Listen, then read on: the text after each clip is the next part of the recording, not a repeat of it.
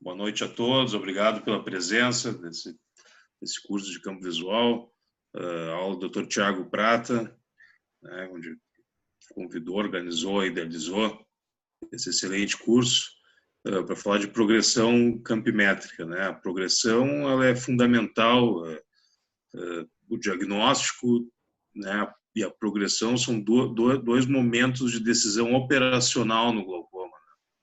Eu acho que a progressão ainda é mais forte do que a presunção de diagnóstico.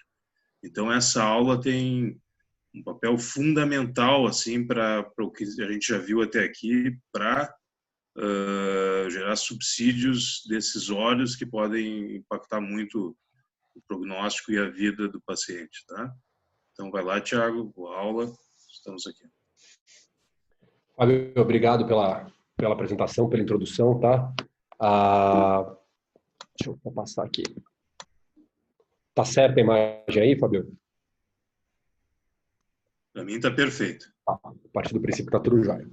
Então, eu estava conversando com a Heloísa antes da gente montar essa aula. Realmente dá para fazer quase um curso à parte só de avaliação de progressão, tá? Lembrar que a gente começou esse curso focando principalmente no generalista, no residente, no fellow. Então, a ideia também aqui não é discutir nuances, minúcias, coisa muito específica. Se todo mundo sai daqui com uma boa ideia, sabendo de qual a frequência, como olhar o exame, por que faz tal tipo de análise de progressão, qual que é a vantagem de uma, qual que é a vantagem da outra, eu acho que já vai ser excelente, porque eu acho que realmente talvez essa seja a avaliação de progressão onde a gente mais peca na condução do paciente com glaucoma. Tá? A sorte nossa é que a grande maioria vai progredir a taxas em tratamento clínico que nunca vai comprometer esse paciente em termos de cegueira, né? Se a gente pensar, pelo menos 80% não vão ter esse tipo de problema. Mas os que progridem rápido e que têm uma expectativa de vida grande, esse a gente pode comprometer. Tá? Então eu vou tentar... É uma aula bem técnica, tá? O Augusto brincou antes. Técnica no sentido de que não é uma aula que dá para colocar caso bacana, imagem bacana e muito achismo. Enfim, é informação técnica que vocês vão ver ao longo da aula. Para colocar todo mundo na mesma página, quais são os tópicos aqui para discussão? Primeiro, e a Elô não vai se repetir nisso, a gente combinou de eu abordar isso no começo, eu vou falar de alguns conceitos gerais, depois eu vou passar esse conceito para vocês de análise de evento e análise de tendência, a gente discute isso bastante com os fellows, com os residentes, e vou tentar deixar claro aqui hoje isso, tá? As vantagens e desvantagens de cada análise, então eu vou lá desde do overview, né, que é aquela simplesmente aquela impressão, aquela folha enorme que a gente tinha na residência cheia com todos os exames em sequência, até as análises mais avançadas. E algumas considerações finais, aí não sobre as análises em si, mas sobre a relevância da documentação de progressão. Em relação a conceitos gerais, a gente teve um curso de OCT na Escola Paulista no passado. Quando eu acabei minha aula, uma colega me perguntou justamente como está aqui. Eu coloquei exatamente como ela me perguntou.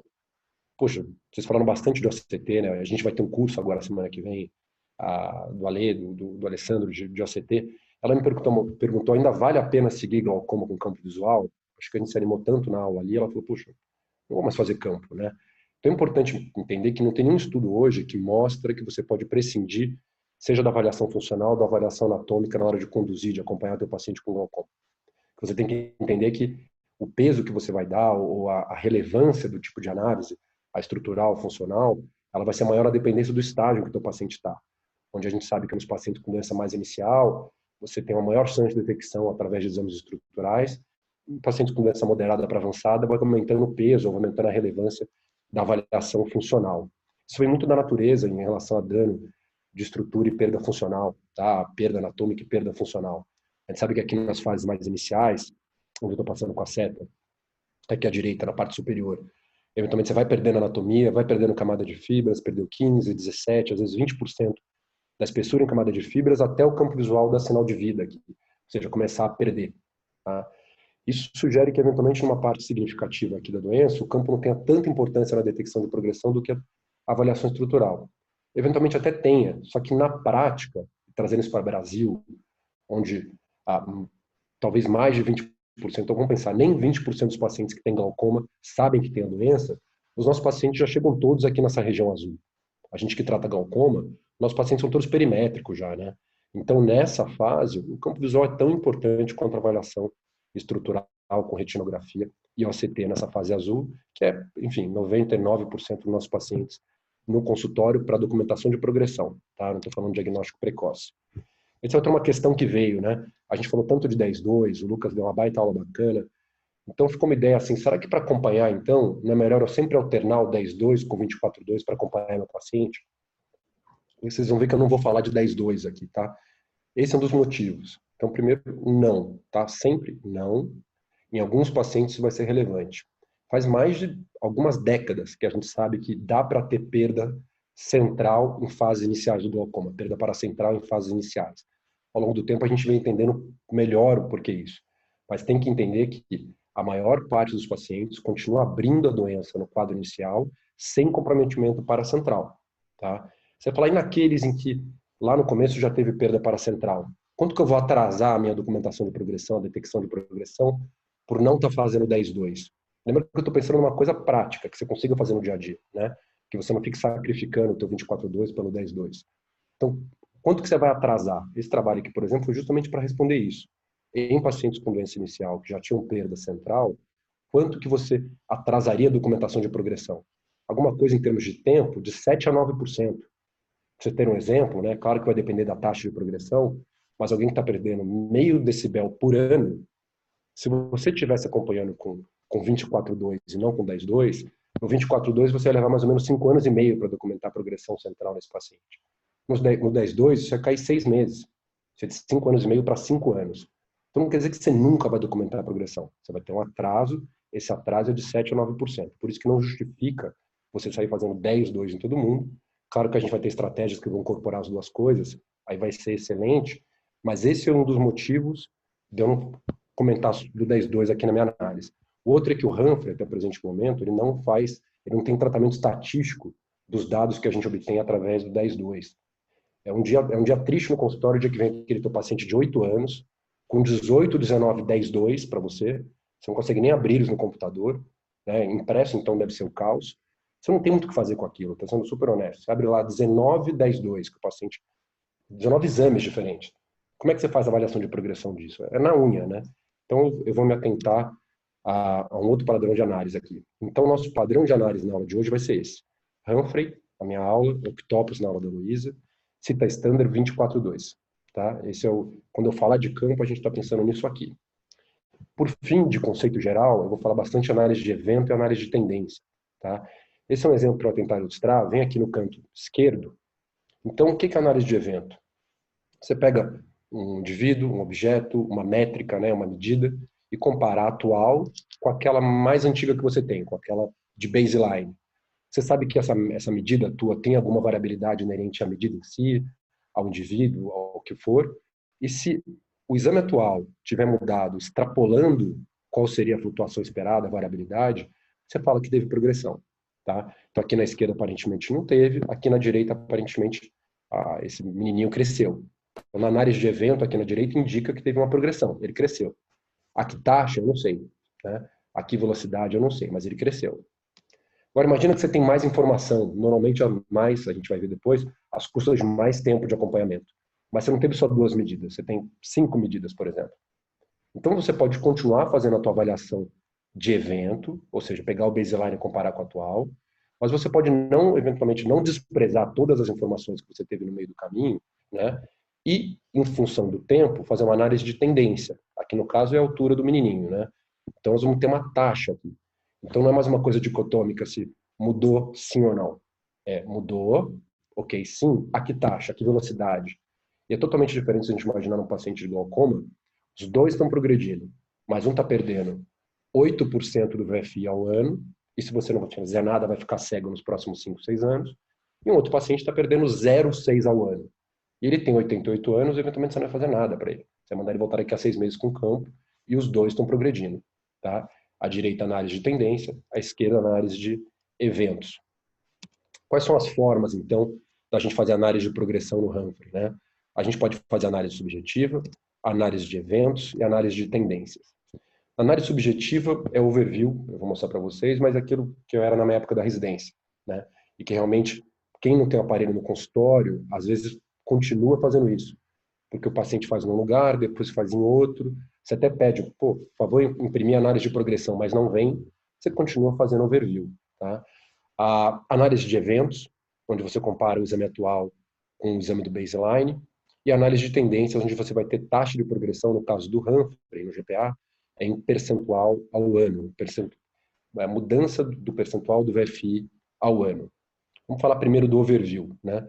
O que ele faz para você? Ele organiza os exames para você. Então, nessa organização dos exames ao longo do tempo, ele coloca data, índice de confiabilidade, ele resume algumas informações importantes para você, tá?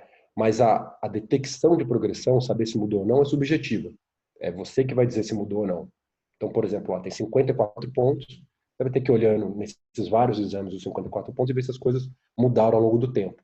Ele só coloca em ordem cronológica e organiza as informações. Não tem tratamento estatístico dos dados. Mais ou menos o que acontece hoje quando eu pego um 10-2 na mão. Uma vez que não tenha tratamento estatístico dos dados e cabe a você procurar onde está progredindo ou não, é interessante saber qual que é o padrão de progressão, quais são os mais comuns, né? Então, tem que saber que o mais comum é aprofundamento do escotoma, isso acontece aí em quase 80% dos casos de progressão, depois alargamento do escotoma, e sim procurar novos defeitos. Análise de evento. Então, aqui a gente já começa a ter tratamento estatístico. Como análise de evento, a gente já pegou naquele exemplo lá atrás, a gente vai comparar ponto a ponto, tá? Um campo em relação a 2 exames de baseline. Então, ele pega 2 baselines, pega o exame atual e compara com aquele exame inicial. Ou seja, com 3 exames, você já consegue ter uma noção se está tendo alguma mudança ou não. Essa análise é feita sobre o gráfico do Pattern Deviation, que vocês já sabem bem o que é, usando critérios publicados no World Manifest Glaucoma Trial. Então, ele faz uma comparação com 2 exames de baseline, e a ideia aqui é ver se teve mudança. A gente não fala em taxa de mudança. Tem algumas possibilidades de impresso, né, em relação à análise de progressão do Humphrey, do GPA. Aqui é uma delas. E o que ele traz para a gente? Então, mais uma vez, aqui é ponto a ponto. Você não está avaliando o índice, nem MD, nem VFI. É a sensibilidade daquele ponto. E o que ele sabe? Você sabe quanto que é a variabilidade esperada, né, entre os testes, quanto que é a flutuação esperada. Se ele excede o esperado em mais de 95% da população, ele marca para você que naquele ponto aquilo piorou, vamos dizer assim. E ele coloca um triângulozinho. Se essa progressão é confirmada no exame subsequente, esse triângulo que não era preenchido, ele fica parcialmente preenchido. Tá? E se isso é confirmado em mais um exame, né, e aqui a necessidade dessa confirmação é justamente para evitar falso positivo, tem exame que sugere que se você faz só uma confirmação aqui nesse segundo exame, e parte com uma terceira, na terceira você vai ver que mais da metade daqueles pacientes que haviam sido confirmados uma segunda vez não eram, na verdade, progressões verdadeiras quando você repete de novo o exame. Por isso essa importância, tá? E qual que é o alerta que vem no GPA? A partir do momento que você tem 3 desses triângulos, tá? Os mesmos 3, nos 3 exames, né? 3 desse triângulo parcialmente preenchido, ele vem um aviso aqui de progressão possível, tá? Se são 3 triângulos completamente preenchidos, progressão provável. E aqui, normalmente, nessa situação, claro, considerando, eu vou falar isso mais para frente, mas considerando os achados clínicos, pressão, idade do paciente, como é que está a parte anatômica, é a hora que você vai tomar a decisão de intervir, ou seja, reduzir mais a pressão, medicação nova, laser, operar, seja o que for, com base nesse terceiro exame. Tá? Aqui, mais uma vez, para vocês verem, aqui nesse caso, ó, eu vou tentar marcar para vocês saberem onde está, o alerta do GPA vem aqui, ó. A gente fala de GPA Alert, ele vem aqui como progressão provável. Tá? Aqui os exames de baseline e aqui os exames prévios. Os exames de follow-up, perdão. Tá? E aqui é bem como vem... Aqui é um exemplo bom. Ó.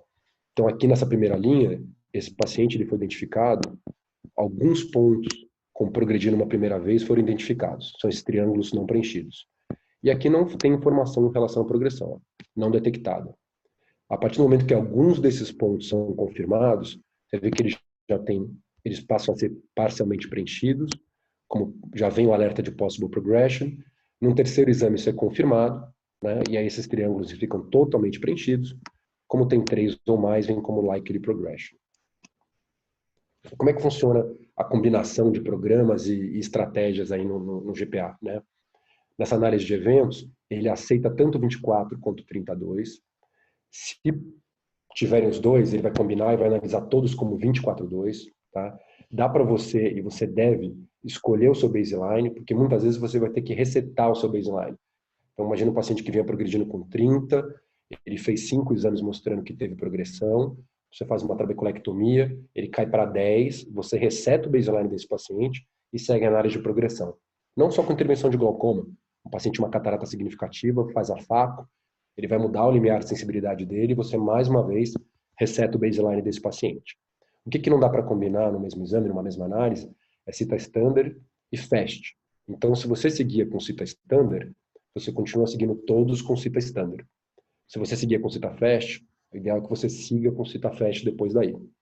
Se o teu baseline foi com full, aí você tem que decidir se você quer fazer o teu follow-up com CITA Standard ou CITA FAST, tá? Vantagens e desvantagens para a gente terminar a análise de evento. Então, é interessante que ele permite detecção de progressão focal, localizada, porque ele faz avaliação ponto a ponto. São poucos exames, a gente vai ver que na análise de tendência, a gente eventualmente precisa de pelo menos 5 exames. Ele vê que ele detecta a progressão esporádica, então ele não assume que a progressão é linear. O paciente pode estar vindo e, de repente, cair, né? Isso é uma progressão esporádica. Então, como ele não assume linearidade, ele consegue detectar progressão esporádica, diferente da análise de tendência. Uma vez que essa é uma vantagem, essa vantagem normalmente traz mais sensibilidade às custas de especificidade. Ele é mais sujeito a ruído, e eventualmente você achar que ele progrediu, por isso a importância de confirmar e reconfirmar essa progressão, tá? E é o tipo de análise que foi utilizado como endpoint de vários estudos e que documentaram risco de progressão, fatores para progressão. Então, é uma estratégia super bem validada. Análise de tendência, agora, saindo da análise de evento, a gente tem duas opções. O mais comum é você fazer a regressão linear de um índice, né? É uma avaliação generalizada, que é o que o Humphrey faz em relação ao VFI. Então, você não está fazendo ponto a ponto. Você pega um índice global, no caso o VFI, e vê se ele está mudando ao longo do tempo. Antigamente a gente fazia isso com MD, agora é com VFI. E tem programas específicos, Progresso, Europeridata, são programas específicos que você exporta o resultado do teu campo visual, e aí eles fazem essa mesma ideia de regressão ao longo do tempo, análise de tendência, só que não de um índice. Eles fazem ponto a ponto. É interessante que você vai ter, igual a gente tem na análise de evento do GPA, você vai ter uma progressão focal, tá? Vamos falar da análise do Humphrey aqui, do VFI. Né? Então, isso foi publicado já tem bastante tempo. Né? Qual que é a ideia do VFI? Então, o VFI é um índice global, mais ou menos da mesma ideia do MD, tá? Mas é um índice que ele tenta ser mais robusto, inclusive na avaliação de progressão, a opacidade de meios. Tá? Eu vou mostrar isso para vocês.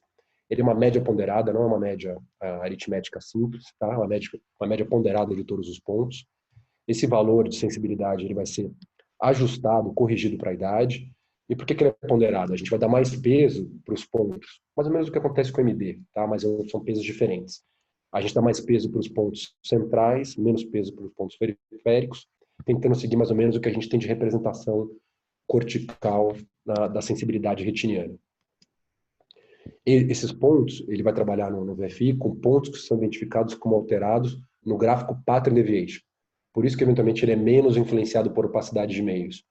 Aqui é o exemplo de um paciente que, ao longo do tempo, aqui na parte inferior, talvez pela progressão da catarata, o MD dele vem caindo ao longo do tempo. Tá? Esse mesmo paciente, por análise do VFI, você vê que ele é mais robusto, ele é menos influenciado pela opacidade de meios, ele cai menos porque ele não está trabalhando com total, mas sim com pattern deviation. O problema é que o VFI nem sempre vai trabalhar com pontos identificados como alterados no pattern deviation. A gente sabe que conforme a doença piora, né, na doença avançada, ali, quando o MD normalmente passa de menos 20, que é esse gráfico aqui, o número de pontos alterados no pattern deviation diminui bastante. O PSD vai tender a normalizar e o próprio gráfico pattern deviation em si vai perdendo importância. Né? Enfim, tem versões mais atuais do Humphrey nem fornecem o pattern deviation nessas situações. Aí o VFI passa a identificar pontos alterados lá no total deviation, não mais no pattern deviation, e aí essa parte da opacidade de meios a gente não sabe se isso continua sendo válido nessas partes mais avançadas da doença. Esse aqui é o impresso da análise do GPA com base no VFI, na regressão do VFI ao longo do tempo. A gente tem, aqui no caso, 5 exames. A partir do quinto exame a gente já tem análise. Ele tenta encaixar uma reta. Né? A inclinação dessa reta é que vai definir se esse slope é significativo ou não. E a taxa. Então, aqui é um paciente que estaria perdendo 1,3%, né, que é o intervalo de confiança dele, 1,3% ao ano, e ele considera que esse slope é significativo com P menor que 1%. Tá? Esse é o follow-up do paciente. Esse paciente parece estar progredindo a uma taxa em percentual de 1,3%. Aqui é um paciente com mais exames. Tá? Vocês vão ver que exames pouco confiáveis, essa é uma análise que ela é muito sensível a valores outliers. Aquele dia que o paciente não quis apertar nada, aquele valor vai lá embaixo. Você tem que excluir esse exame da análise depois. Porque esse é um tipo de análise que é muito sensível, ela considera todos os valores. Vai ser difícil você encaixar uma reta, mesmo que realmente ela se encaixasse, quando você tem pontos extremos, tá? Valores extremos de dias não relacionados à doença, relacionados à performance do exame. Vocês vão ver que tem aqui quadrados preenchidos e quadrados não preenchidos e quadrados preenchidos. Aqui são os exames que foram feitos com full, aqui são os exames CITA. Tá? Essa é diferente, difícil a gente ver hoje em dia, que a gente faz pouco full, mas vocês vão pegar alguns impressos que vêm assim na área de progressão, quando o aparelho puxou os fulls que estavam lá nos exames mais antigos. Então aqui é um paciente que a progressão não foi significativa, tá? Mas se você fosse pensar em progressão, seria alguma coisa aqui de 1% ao ano. E aqui mais um exemplo, 1,2% ao ano, um paciente que vinha relativamente estável, começa a piorar, o slope dele aqui, a taxa de progressão de 1,2% ao ano, com o P significativo. O que a gente tem vantagens e desvantagem? O mais bacana, eu acho que aqui você começar a falar em taxa. Então, o paciente está progredindo, tá. Quanto por ano? Você não consegue falar isso na análise de evento. Você consegue falar isso na análise de tendência. Então, você fala em taxa, você fala em velocidade de progressão. Tá? Isso é de 10 anos para cá virou quase regra a gente comentar isso quando fala em termos de progressão. Como ele assume linearidade, não necessariamente isso sendo verdade para todos os pacientes, você pode estimar, ou seja, ele tem um VFI de 70, ele está perdendo 5% ao ano, em 5 anos, se você não fizer nada, ele vai estar com só 50% do VFI preservado. Você consegue estimar como ele vai estar lá na frente. Como a gente comentou, ele é menos influenciado por opacidade de meios, não só pela progressão da catarata, como pela própria cirurgia de catarata. Por ser análise de tendência, eventualmente você precisa de mais teste, mais tempo e maior segmento para conseguir detectar essa progressão. Tá? E o VFI, especificamente, como essa análise se baseia no VFI, o VFI tem um problema que na fase inicial da doença, a gente chama de ceiling effect, ele muda muito pouco na fase inicial da doença. Tem estudo que mostra que em pacientes com ID de até -3, ou seja, o paciente já tem uma perda leve perimétrica ali, desses pacientes, mais de 80% desses pacientes o VFI vem em 100%. Então é um ceiling effect grande. Então você vai começar a dar mais valor para isso, da doença leve para moderada. Então o paciente pode estar piorando logo no começo da doença, o VFI, a análise de tendência, não conseguir te mostrar. Análise de tendência focal é só para ilustrar, para vocês terem uma ideia, né? Isso é difícil o acesso, mas eu acho interessante ter uma ideia. Então, mais uma vez, é uma regressão linear dos valores ao longo do tempo, só que aqui não é de um índice, é ponto a ponto. A gente tem a oportunidade de trabalhar com esse tipo de análise em alguns trabalhos. Ele pega justamente, imagina que esse pontinho, ele pega todos os exames que esse paciente fez, pega todos os valores e plota ao longo do tempo. Então, você tem cada exame que esse paciente fez, você vai ter a taxa de progressão daquele ponto e se essa progressão foi significativa ou não. O que é interessante aqui? A mesma coisa, imagina que lá no ACT, não necessariamente toda a camada de fibras peripapilar piora junto ao longo do tempo. A perda focal é muito comum. A mesma coisa no campo visual. Então aqui você não está falando o VFI piorou. Primeiro, pode ser que um ponto piore ou 2 pontos piorem, isso não acometa de maneira significativa o VFI. Uma análise dessa eu conseguiria pegar, tá? Essa é uma parte interessante. A outra coisa é que você consegue fazer a parte de análise de correlação estrutura-função. Não é que um índice está piorando, é aquela região está piorando. Será que isso é verdadeiro? Puxa, lá no ACT está piorando na região correspondente. Isso aumenta o valor preditivo positivo daquilo ali, daquela progressão ser verdadeira. Tá bem? Então, de vantagens, você está falando em progressão localizada, não só em progressão global, né? E tem informação topográfica com relação com perda anatômica. Desvantagem, apesar de ser muito legal, né? Você precisa de fazer bastante exame, né? E são vários exames, um follow-up mais longo. Por que você precisa de muito exame? Você tem uma influência grande de valores extremos, e o principal problema aqui é que isso não vem incorporado em nenhum aparelho. Você tem que exportar seus exames para outros softwares que nem sempre estão disponíveis e são caros. Para a gente terminar e partir para a parte da avaliação do Ectopus Coelho, só algumas considerações finais, tá? Então, assim, primeiro, de nada vale o que a gente discutiu aqui, ou seja, saber interpretar a progressão do exame, saber o que é análise de tendência, saber o que é análise de evento, se você não fizer uma frequência adequada, uma frequência mínima de exame. Tem vários trabalhos, tá? Alguns suscetíveis à crítica, mesmo esse que eu estou mostrando aqui não é o ideal, é uma estimativa, mas uma coisa você tem que entender, a tua capacidade de progressão, capacidade de detectar a progressão do teu paciente, progressão funcional, vai depender da variabilidade do teste, isso não depende de você, vai depender da taxa de progressão do paciente, isso não depende de você, e vai depender da frequência de exames feitos por ano, isso depende de você. Então, o único modo de você aumentar a capacidade de detecção de progressão é fazer uma frequência mínima adequada de exames, tá? Aqui só um exemplo, pegar um paciente que está progredindo rápido aqui, ó, nessa parte superior a 2 decibéis por ano, se ele tiver uma variabilidade baixa, que não costuma ser a regra, se você fizer um exame por ano, você leva mais ou menos 5 anos para documentar a progressão, tá? Estou dizendo que se você extrapolar isso para a clínica, como disse, esse estudo é até suscetível à crítica, mas se você aumentar de 1 para 2 exames, você já diminui esse tempo pela metade, né? Então, de receita de bolo, o que a gente sugere? Alguma coisa. O paciente chegou para você, vou começar a acompanhar ele, a gente faz eventualmente 3 campos no primeiro ano, 3 campos no segundo ano. Nesse intervalo de tempo de 2 anos, confia em mim, vai ser o tempo que vai levar para você conseguir ter um baseline fidedigno desse paciente. E ao longo do tempo você passa a acompanhar esse paciente, talvez com 2 exames por ano. Vai depender do estágio da doença, se é olho único, se ele teve progressão recente, se ele teve hemorragia de disco. Mas como receita de bolo, o que eu falei talvez sirva para a grande maioria dos pacientes, tá? Cuidado com ruído. Então, eu tenho 11 anos de campo visual dos meus pacientes, então tem paciente com 25, 22 e mais exames.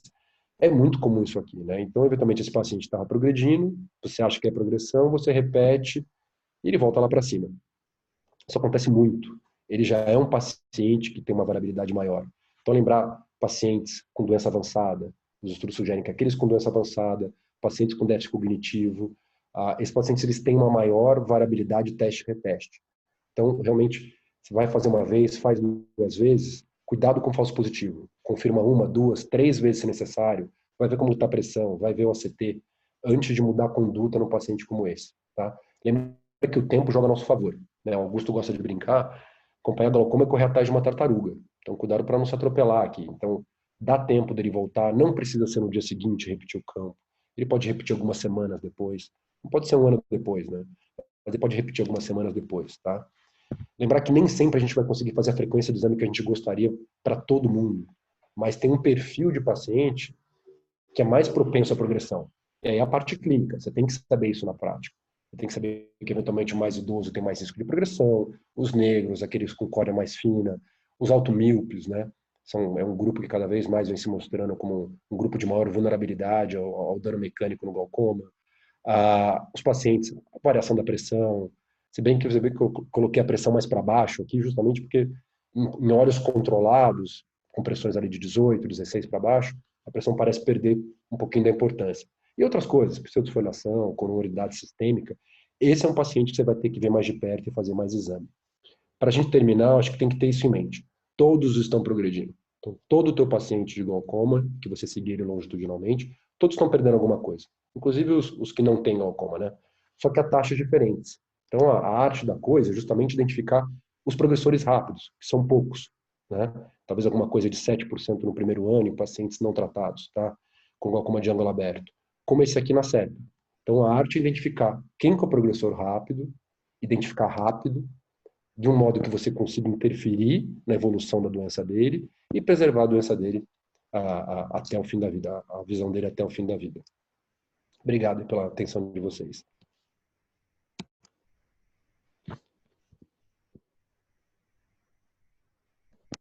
Elô? Obrigado, Thiago. Excelente aula. Eu acho que vão ter algumas considerações sobre o Octopus ou a gente entra na discussão já, Thiago? Como é que... Vai para o Octopus primeiro, Fábio, que aí eu acho que a gente pode fazer as considerações juntas, porque às vezes são das duas coisas. Eu acho que... Beleza. E também para não perder o gancho. Tranquilo. Legal, Thiago. Eu vou compartilhar na tela, então. Tá dando para me ouvir direitinho? Espera lá, deixa eu só abrir. Pronto. Gente, então, se tiver algum problema aqui com o áudio, Fábio, Thiago, por favor, vocês me dão um toquezinho, tá bem? Mas eu vou começar, então, sobre a parte da análise de progressão do Octopus através do programa que é o iSult, né? Eu não tenho Só um minutinho, que não está passando. Joia, eu não tenho nenhum conflito de interesses, né? Na verdade, eu sou uma usuária do Octopus há mais de 20 anos, então o que eu vou passar para vocês aqui é um pouquinho da minha visão e da minha experiência ao longo desses mais de 20 anos. O Octopus ele é fabricado pela Hagstreit, que é uma empresa suíça. Interessantemente, o Octopus ele surgiu antes do Humphrey, ele foi lançado alguns anos antes, e a equipe que bolou o Octopus é justamente a equipe que bolou todos os fundamentos da perimetria computadorizada, porque antes dele existia só a perimetria de Goldman, né? Então, o Octopus, na verdade, é o equipamento que trouxe a novidade, né, da perimetria computadorizada. Claro, teve equipamentos antes, mas ele veio um pouquinho antes do que o Humphrey. Então, o Octopus 600, ele traz um novo software para análise de progressão, que é o iSUIT. O que é o iSUIT? Ele é um software interativo, né? Você vai entrar dentro do programa e vai selecionar os campos que você quer analisar e comparar. Ele não é um printout, ele não é um impresso, né? Então, existe uma base de dados que vai importar todos os exames que o paciente já fez, independente do aparelho, ele pode ter feito no Humphrey, no Octopus 123 ou no Octopus 600, vai tudo para um servidor único e você vai puxar os exames ali e você vai selecionar. Essa é a tela inicial do programa de análise, né, do iSUIT. Parece uma tela meio cheia, mas eu vou explicar direitinho o que é cada coisa. A gente começa analisando essa parte de baixo, que é o gráfico tipo um overview, né? Que é o gráfico de cores de ambos os olhos alinhados ao longo do tempo. Esses gráficos, eles não vão fornecer nenhuma análise estatística, é como se fosse o overview do Humphrey, né? Mas ele vai mostrar os defeitos ao longo do tempo, dar uma ideia do local e do tamanho e da profundidade desses defeitos, mas o mais importante é que aqui, esse é o ambiente em que você vai selecionar os campos que você vai querer analisar. Aqui embaixo aparecem os índices de confiabilidade de cada campo para poder te ajudar a escolher os campos que você vai analisar e aqueles que você vai excluir da sua análise, ok? Depois de ter visto esse gráfico do overview, a gente passa para as análises dos índices globais, a tendência dos índices globais que vão estar agrupados aqui num olho de um lado da tela, o outro olho do outro lado da tela, né? Essas análises de tendências, o que elas significam? Elas vão analisar os índices principais, que são o MD e o SLV, né? E o Octopus, ele introduziu dois novos índices globais, que são o DD, que é um índice de perda difusa, e o LD, que é um índice de perda localizada, que eu vou falar daqui a pouquinho sobre eles. Então, a tendência dos índices globais, ela vai dar para a gente uma ideia global de como que o nosso paciente está evoluindo, né? Então, quando a gente vai analisar o MD, que é o Mean Defect, ele é exatamente a mesma coisa do MD do Humphrey, que se chama Mean Deviation, né? É a média dos defeitos do campo visual e vai mostrar a severidade geral ali da perda do nosso paciente. Enquanto que o SLV equivale ao PSD, que é o desvio padrão dos defeitos, isso é o principal índice aí de perdas localizadas. Mas qual que é o problema do MD? Ele não mostra o padrão da perda, ele não vai diferenciar entre perda difusa e perda localizada. Se a gente for observar esses dois pacientes, eles têm um MD muito parecido, em torno de 6. Só que esse paciente daqui, ele tem uma perda difusa, enquanto esse paciente, os defeitos são muito mais localizados. Então, campos visuais absolutamente diferentes, porém com MDs muito parecidos, mostrando como que o MD, ele não reflete a forma que o nosso paciente está perdendo na ilha de visão dele. Por isso que o Octopus, ele lançou esses dois índices novos, que são o Diffuse Defect e o Local Defect, que vão servir justamente para tentar separar esses tipos, os defeitos difusos dos localizados. E para isso eles vão se basear na curva de Bebi, que é a curva dos defeitos, né? O que é essa curva? Ela pega os defeitos do paciente, comparados com a população normal, e vai ordenar esses defeitos vindo do menor para o maior. A importância dessa curva é que ela vai mostrar, se o paciente tem uma perda difusa, todos os pontos vão se reduzir e a curva inteira vai se rebaixar para baixo. Se o paciente tem uma perda localizada, só o final da curva vai se desviar para baixo de uma forma vertical. Ok? Então, o que a gente percebe? Que o melhor lugar dessa curva para a gente detectar os defeitos localizados é essa região da curva aqui. Enquanto que a melhor região para a gente detectar os defeitos, perdão, aqui os defeitos difusos e desse lado os defeitos localizados, ok? Então, o que é o DD, o Diffuse Defect? Ele vai analisar apenas o componente de perda difusa da ilha do nosso paciente. Ele vai selecionar esses pontinhos aqui, ó, os pontos entre o número 12 e o 16 da curva, vai fazer uma média, vai comparar com o valor do que seria normal, e o DD é essa diferença expressa em decibéis. Então, o DD ele vai representar essa parte dos defeitos da curva do nosso paciente, que é justamente a redução difusa.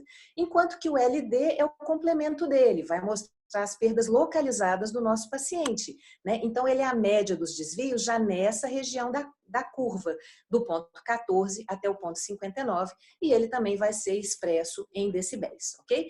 Então, ele vai representar essa parte da perda de visão do nosso paciente, que é justamente a parte localizada. Então, quando a gente junta o defeito difuso, ele vai mostrar essa parte da curva, enquanto o defeito localizado vai mostrar essa parte cor-de-rosa dos defeitos do nosso paciente. Então, é como se a gente pegasse o MD, que é a perda global da ilha de visão do nosso paciente, e conseguisse realmente dividir essa perda, né, num componente de perda difusa daquele componente de perda localizada, ok? Então, resumindo a análise de tendência do Octopus, o que a gente vai ver? O gráfico do MD vai mostrar a tendência geral da curva do nosso paciente, é o gráfico mais importante, né?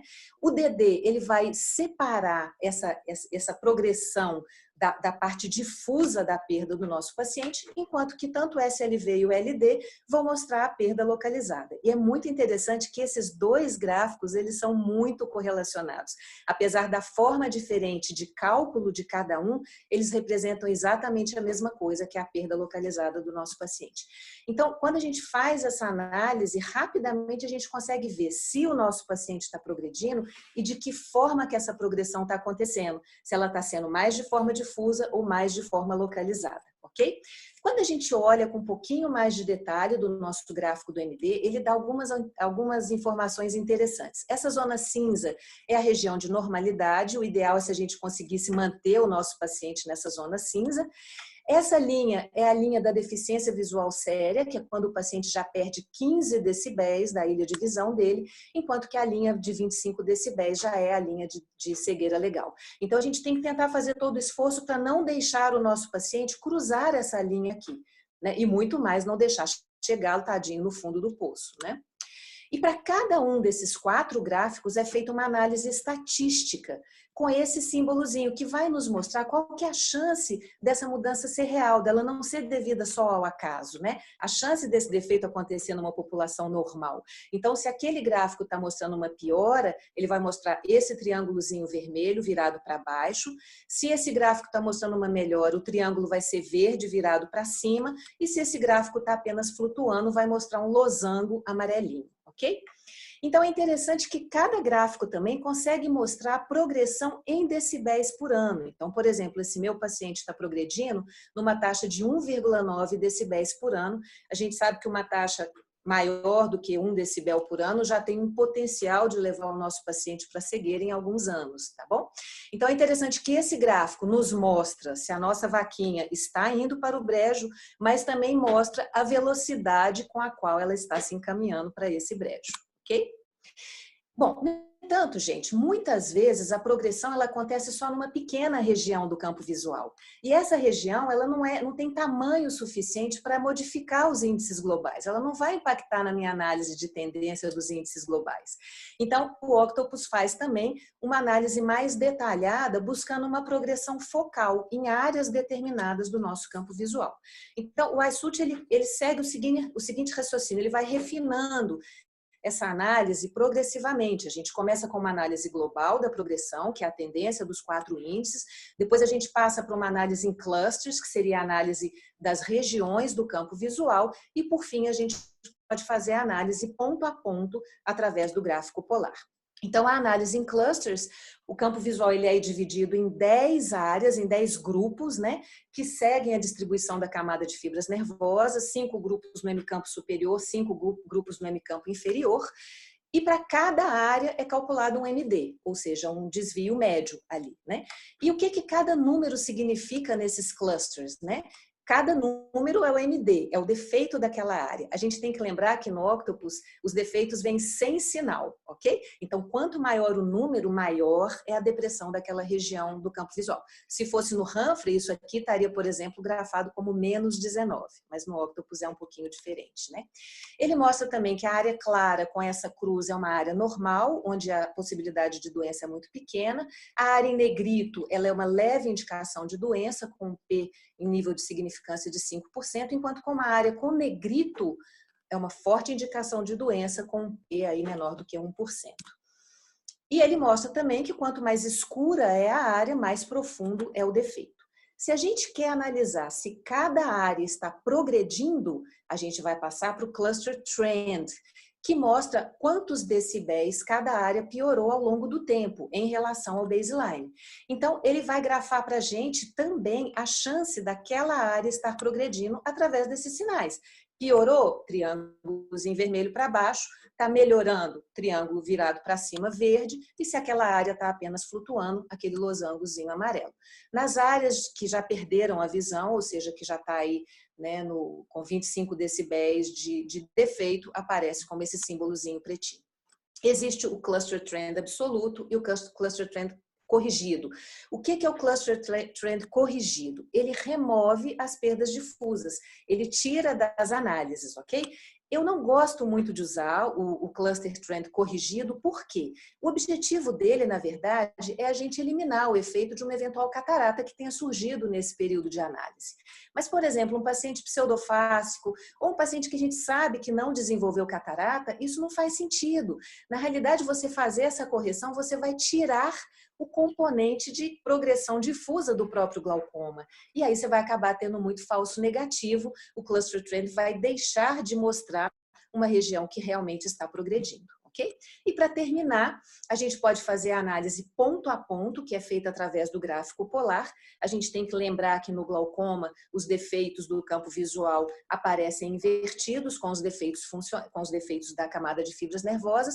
Então o gráfico polar ele pega os defeitos do campo visual e projeta de uma forma espelhada, né, colocando na localização onde a gente esperaria que esses defeitos corresponderiam ali na camada de fibras nervosas. Quanto maior essa seta, mais profundo é o defeito, podendo passar pela linha do defeito de 10 decibéis, 20 decibéis e 30 decibéis.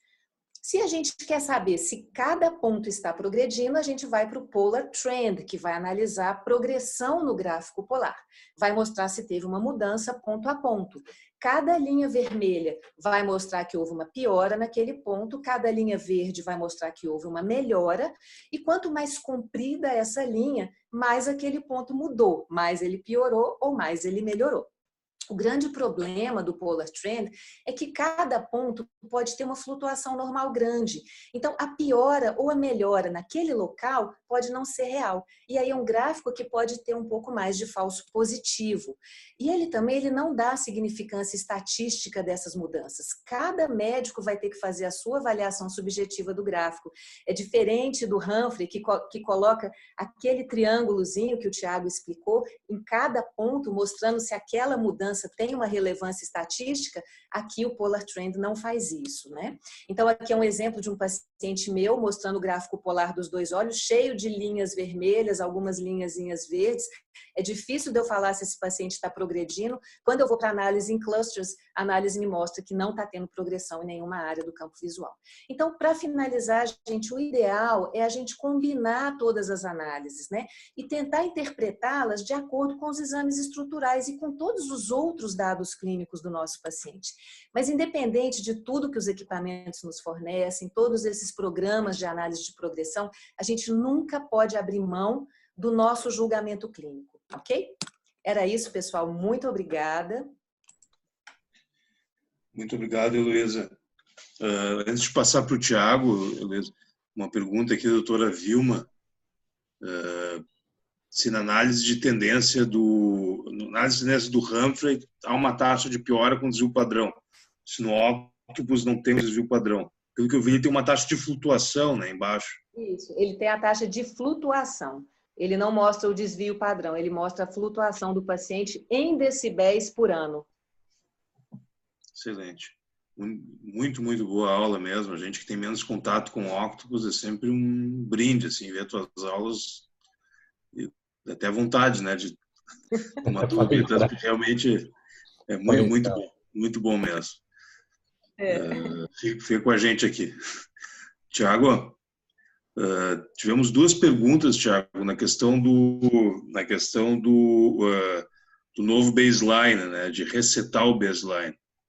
O Dr. Vitor Cimental perguntou na prática, como vai determinar um novo baseline, depois de quanto tempo ou evento. E o Gustavo perguntou se existem situações na qual a FACO influencia, né? Eu acho que tu falaste que sim. E a pergunta é se ali o prêmio ainda permite a continuidade ou se muda o baseline. Acho que vamos reforçar esse ponto, né? Que Nossa, sim, super importante. Claro, mas eu acho importante. Eu acho que assim, tão importante quanto você não comer bola na análise de progressão, ou seja, você não deixar de pegar um paciente que está progredindo, é você não agir duas vezes pelo mesmo motivo, às vezes, entendeu? Então, são os dois problemas. Então, às vezes um paciente progrediu, ele tinha pressões altíssimas, você fez uma intervenção, o próximo campo dele pós-intervenção, claro, depende da intervenção, se foi um SLT, se foi um colírio, se foi uma TREC. Mas uma vez que você tenha boa acuidade visual novamente, você já tem que resetar o exame. Inclusive, eu já marco, eu falo, indico SLT, havendo boa resposta, resetar o baseline. Porque era um paciente de 19, ele virou um paciente de 12, tá? Porque senão, principalmente se ele teve progressão prévia, você corre o risco de penalizar ele lá na frente por uma nova progressão que na verdade era a mesma. Então você reseta o baseline. Tá? Com a FACO, acho que é o efeito oposto, né? Por mais falha ali que ela não influencia o VFI, ela influencia menos, mas influencia. Tá? Então qualquer cirurgia de catarata, e quanto mais catarata o paciente tinha, mais vai influenciar. O MD dele era, sei lá, -8, vira -3 depois da FACO. Isso acontece muito, todo deviation clareia todo, né? Fica bem mais parecido com o pattern. Então isso acontece. Aí é obrigatório resetar o baseline. Aí pensando na Liu Premium, né? Depende da tecnologia de Liu Premium, mas pensando na Liu Premium em geral, você tem normalmente um pouco de perda a mais de sensibilidade ao contraste. E aí essa perda da parte funcional, claro, ela vai influenciar. Você já iria resetar de qualquer forma por causa da extração do cristalino. Mas o que eu acho, talvez você vai acrescentar um componente aí que, diferente de uma Liu esférica convencional, você vai ter alguma perda de sensibilidade ao contraste. Isso não influencia só no campo visual, né? Isso influencia em tomografia. Você faz o CT antes e depois, você tem mudança na espessura de camada de fibras, né? Por isso que a gente discute bastante que, eventualmente, alguns estágios de glaucoma, a gente não sabe se realmente o problema dele é a presbiopia ou é ficar cego, né? Então tem uma hora ali que a gente contraindica, inclusive, né? Eu particularmente, tá? Não é uma coisa de sociedade. Mas tem uma hora que realmente o último problema dele é o óculos, né? Então, já é difícil avaliar a progressão. Você vai colocar um componente a mais, fora tanto que isso pode atrapalhar ele, visão noturna e por aí vai, né? Eu acho importante também, para quem é a metodologia dos artigos, né? Alguns artigos simplesmente passam batidos por esse ponto, né? Colocam a progressão e foi tolerada cirurgias de pequeno porte e está aquele slope completo ali, sem nenhum tipo de cuidado. Então, acho importante esse ponto também, tanto do aspecto assistencial quanto do científico, quando eles leem um trabalho sobre o tópico de progressão. Tiago, um ponto que eu acho importante, né? Eu trabalhei em pesquisa com glaucoma avançado, na análise de eventos, principalmente. Na análise de eventos, no caso, ele vai marcar, tu falasse muito bem que tem uma variabilidade ponto a ponto abaixo entre 19 e 15 decibéis, já varia, né? Isso é problemático. Mas ele também, na análise de eventos, ele vai ter aqueles X's, né? Ele vai simplesmente ignorar alguns pontos abaixo desse limiar. E isso pode ser problemático e às vezes pode enganar um pouco, porque ele não vai... Se tu olhar só é que nem olhar o vermelho, amarelo, né, e verde do ACT. Se tu olhar só ali o que está escritinho embaixo, não olhar com calma o que está acontecendo no GPA, tu vai comer bola. Ele fala, Fábio, que como se a análise de tendência sofresse, a análise de tendência, ela sofre daquele ceiling effect lá no começo. A análise de evento, ela sofreria desse floor effect mesmo. Tem uma hora ali que você não tem muito mais para onde ir, a grande maioria dos pontos já começam a zerar. Então, eventualmente, uma solução para você aumentar o teu dynamic range ali seria você aumentar o tamanho do estímulo.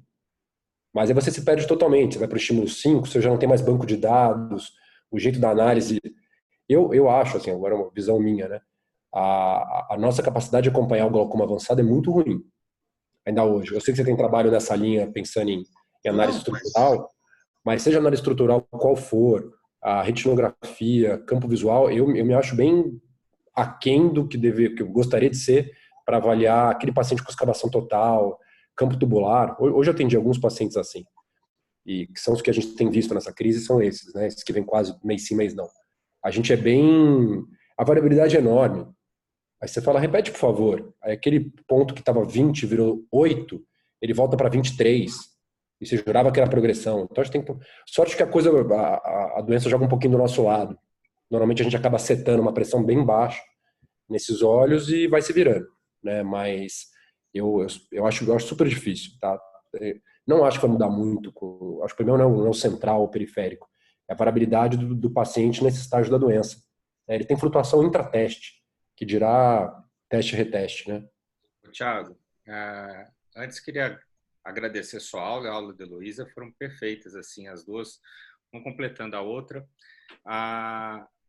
Só a única coisa que talvez, assim, vindo de gancho, praticamente tudo que tem no Octopus, você consegue fazer avaliação de progressão, inclusive o 10-2. Que para o estágio avançado da doença, você tem toda a razão, é difícil você confiar na progressão no 10-2 mesmo pelo Octopus quando é um paciente com campo tubular. Ele avisa, inclusive, a variabilidade, né?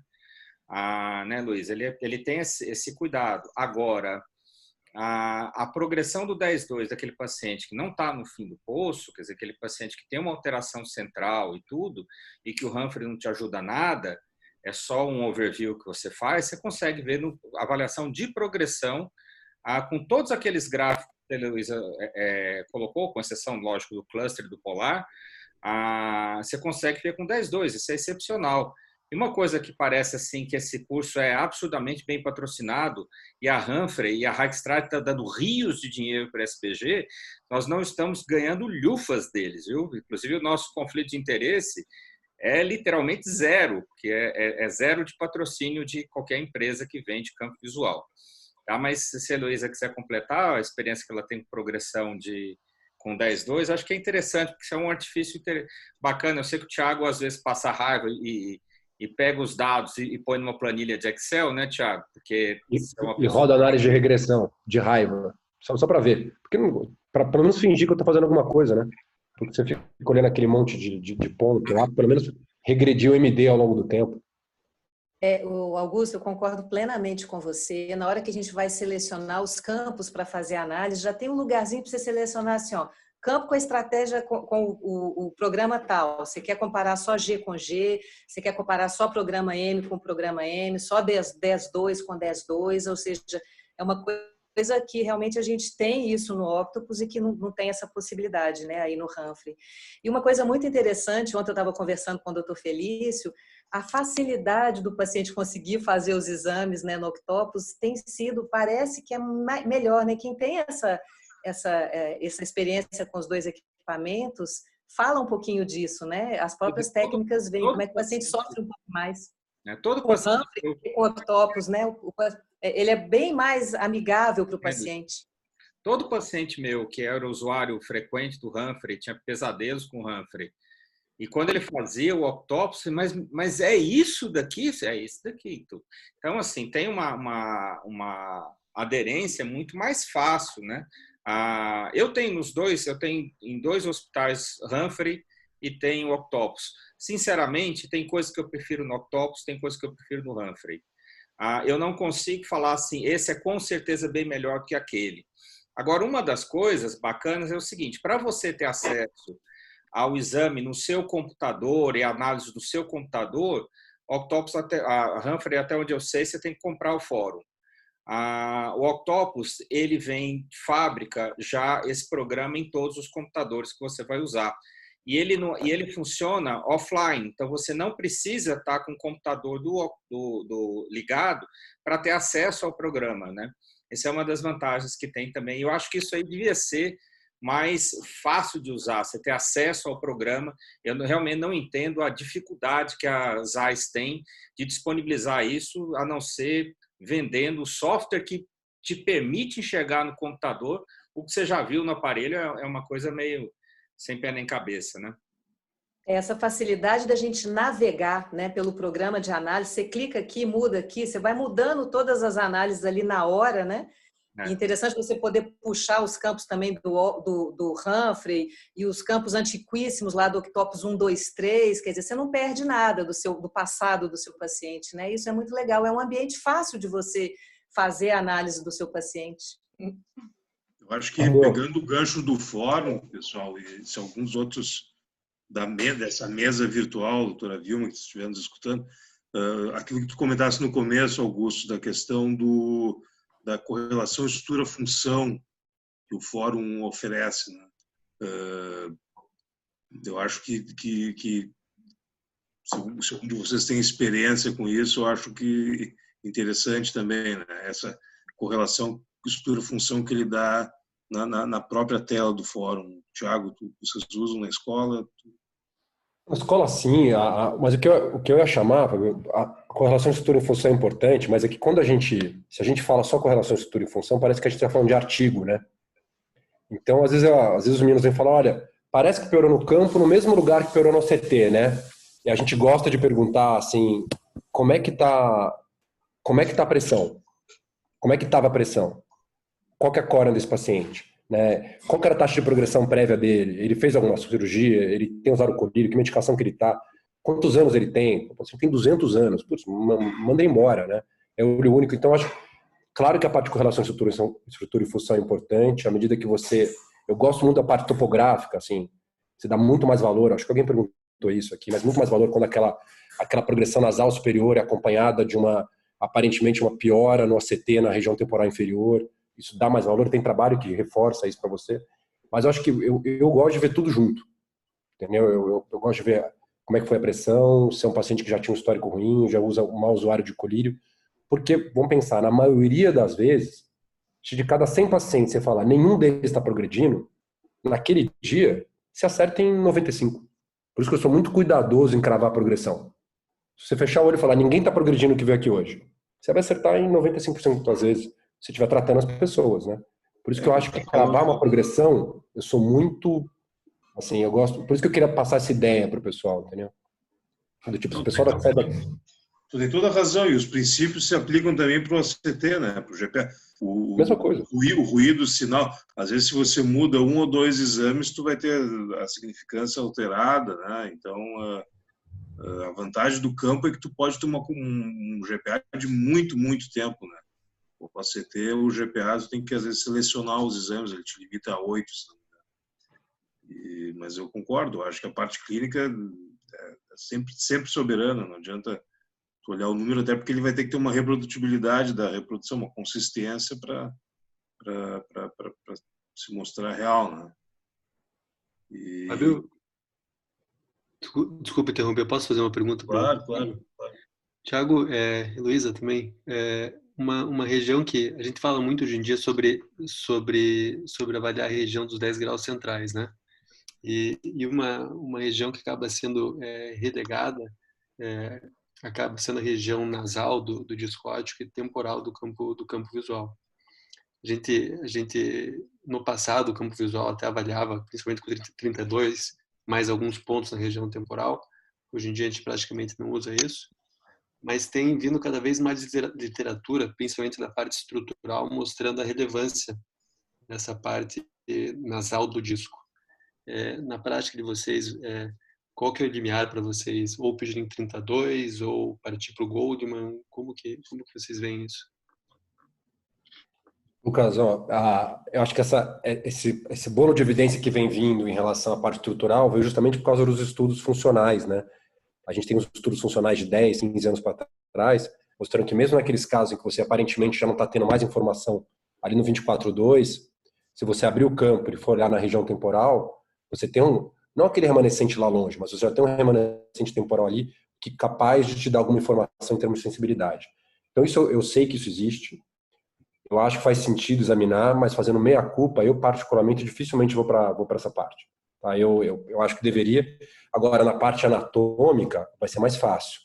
Mas eu acho muito difícil você conseguir exames, talvez para fazer uma avaliação, mas para seguir nessa região com reprodutibilidade e eu mudar a conduta por achar que essa região estava de um jeito e piorou, já é difícil no 24/2 ali. Eu acho difícil. Mas os trabalhos realmente estão aí, mostram que você fala, nossa, no 24/2 não tem mais nada. Você abre o campo, você pega a coisa ali na região temporal, ou seja, na região nasal do disco. Você tem toda a razão. Tá? Mas eu, na prática, não avalio. Não estou dizendo que eu estou certo, tá? Talvez errado, mas acho que não cabe para mim. Eu concordo com o Tiago também, né? É uma região que a gente dá menos importância no campo visual.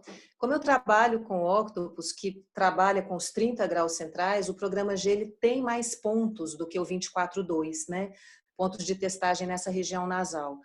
Mas, assim, também concordo com o Tiago, é uma área que a gente ainda não está habituado a dar aquela importância, né? A gente fica muito preocupado ali com, principalmente a gente que está analisando os clusters, né? O cluster ali para a central superior, o cluster que vai para o degrau nasal, o cluster superior, são locais do campo visual que a gente avalia com muito mais detalhe, né? Dá muito mais importância.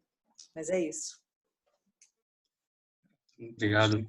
Lucas, eu vi que o cluster do Octopus, você tem cluster nasal no Octopus. Então, uma coisa bacana de ver, progressão, você tem um cluster nasal. Sim, sim. Embora, sinceramente, a gente dá realmente muito pouco valor. Tanto quando alguma coisa acontece lá, você fala assim, isso aí já não tem tanta relevância e tudo, né? Mas a gente tem um cluster nasal, né? Exato. Então, para terminar, Tiago, eu acho importante a questão de definição do progressor rápido, né, do progressor lento. É possível, não tem bola de cristal para saber. Talvez a inteligência artificial vai ajudar de alguma maneira, ligando com os dados estruturais e principalmente com os aspectos clínicos. Queria que tu falasse uma palavra sobre essa questão do progressor rápido, daquele que progride devastadoramente e algumas dicas aí práticas. Então, assim, Fábio, é que normalmente os estudos, quando vão definir o progressor rápido ou não, ele pega lá alguma coisa em decibel por ano, né? Então, a dificuldade é que decibel por ano, para você e para mim, é diferente. Então, sei lá, você tem 30 anos, eu tenho 62. Talvez você perder 1,5 ou eu perder 1, quer dizer, um paciente mais velho, você vai ser mais tolerante do que um paciente mais novo. Mas se a gente trouxer isso para ser bem prático na resposta, tem estudo que hoje seria inviável de realizar, mas tiveram estudos em que você conseguiu avaliar a história natural da doença. Então, quando a gente brinca que você está perseguindo uma tartaruga, eventualmente é com base nesse braço não tratado desses estudos. Então, no MGT, né, no Early Manifest, no Non-Mutation Glaucoma Study, você teve braços não tratados de pacientes com perda perimétrica, né? O MGT, às vezes o pessoal fala, era glaucoma leve. Não, era glaucoma recém-diagnosticado, né? O MD era até menos 16 lá. Então, tinha paciente com glaucoma moderado, glaucoma mais avançado lá, e que ficou sem colírio. E após um ano, mesmo após sem colírio, né, a incidência de progressão rápida, que é aquele paciente que você morre de medo que vai perder, sei lá, 5 decibéis por ano, que se você em 4 anos não fizer nada ele fica cego, foram 8 pacientes e 100 e pouquinho, foi 7%. Então, uma incidência super baixa. Então, mais uma vez, isso te chama atenção. Cuidado com o ruído, os progressores rápidos são poucos, mas você tem que identificar, porque senão o desfecho é desastroso. Por isso aquela ideia inicial de 3 campos no primeiro ano, não só para você ter logo um baseline, mas se tiver um progressor rápido ali na tua frente, você aumenta a tua possibilidade de pegar esse paciente. Tá? Antes que ele já chegue 3, 4 anos depois. Eu não coloquei na aula, mas a gente tem casos de automíope, de glaucoma juvenil, que às vezes em um ano o cara perde 6, 7 dBs do campo visual. Aqueles 3 pontinhos nasais fazem um escoto maquiado. Eu tenho um paciente assim, né? Com muita amplitude de variação de pressão intraocular. Cortisônico também, né? Cortisônico, paciente jovem, entendeu? Então, eu acho que são situações que você tem que tomar mais cuidado. Mas jogando a nosso favor, mais uma vez, né? A maior parte dos pacientes progride de maneira lenta. A maior parte dos pacientes talvez vai progredir a taxas que tratadas não vão comprometer a função visual desse paciente até o fim da vida. Então, a gente tem que tomar cuidado no overtreating, essa super documentação de progressão. Cuidado também no excesso ali no 10/2 para não aumentar a chance de você ter, mais uma vez, falso positivo, né? você melhora a sensibilidade, as custas de especificidade, vai começar a interferir em gente que eventualmente não tinha nada. Mas esse é um conceito importante, saber que tem gente que progride mais rápido. Sugestão de literatura, tem um editorial do Douglas Anderson, que é alguma coisa, We Are Different, Some Much More Than Others, que é justamente uma análise como existe uma variação ampla entre taxa de progressão em pacientes com glaucoma, que a grande maioria é boazinha, tem uns poucos ali que puxam a curva para a parte ruim. Mas acho que era isso. Perfeito. Perfeito, Thiago. Então, acho que encerramos por hoje. Augusto, palavras finais. Thiago, boa noite a todos da minha parte. Queres encerrar, Augusto? Da minha eu já vou encerrando, vou só agradecer a Heloísa pela complementação, tá, Elo? Eu tinha te falado que ia ficar muito sem graça, pelo menos já é uma aula pesada, super técnica, cheia de coisinha. Ia ficar muito sem graça eu fazer uma aula sobre uma coisa que eu tenho pouquíssima experiência, a parte do Octopus, tá? Então, abrilhantou, acho que acrescentou bastante. Obrigado, tá? Eu que agradeço, Thiago. Eu que agradeço a oportunidade, né, de estar presente aqui. Para mim é uma grande honra. Queria agradecer os dois, Heloísa, Thiago, o Lucas e o Fábio também.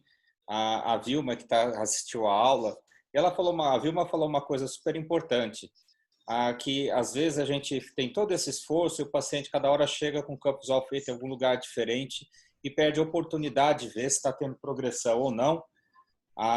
E a gente tem que reforçar, tem que ser feito no mesmo aparelho, né? Você até consegue exportar de um octopus para outro octopus, um Humphrey para outro Humphrey. Isso pode acontecer, nunca vi alguém fazer, né? Então é uma pena perder informação. Às vezes o paciente chega com 4 lugares diferentes, né? Então o reforço que a Vilma falou, obrigado, Vilma, por estar aqui junto com a gente, mas isso é uma obviedade muitas vezes esquecida, né? Então, de novo, agradecer, a gente já estourou um pouquinho o tempo nosso normal. Agradecer a todo mundo, então, os que assistiram, os que participaram. E hoje eu acho que foi especial, acho que foi bem bacana. Muito obrigado a todos. Boa noite.